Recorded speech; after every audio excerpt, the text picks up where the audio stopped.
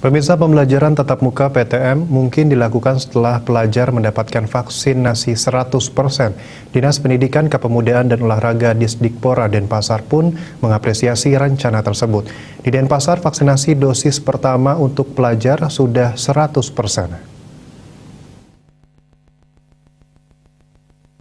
PLT Kepala Disdikpora Denpasar IGN Edi Mulya mengungkapkan, sampai saat ini untuk vaksinasi pelajar dengan usia 12 tahun ke atas untuk vaksinasi dosis pertama sudah 100%, sedangkan untuk dosis kedua masih berjalan.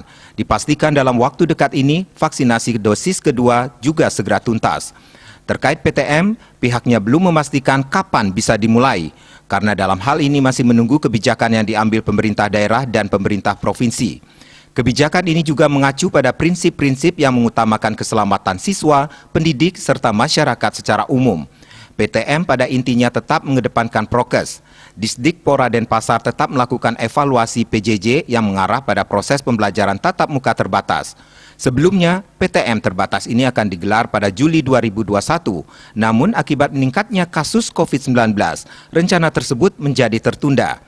Rencana tersebut sejatinya sudah ditindaklanjuti Disdikpora Denpasar dengan membuat rancangan juknisnya. Kini, juknis yang sebelumnya sudah tersusun kembali harus direvisi karena harus memuat secara detail proses uji coba PTM. Saat itu sudah ada 34 sekolah di jenjang SPK atau Satuan Pendidikan Kerja serta SMP swasta dan negeri yang sudah mendaftar ke Disdikpora untuk uji coba PTM. Asmara Putra, Bali Pos melaporkan.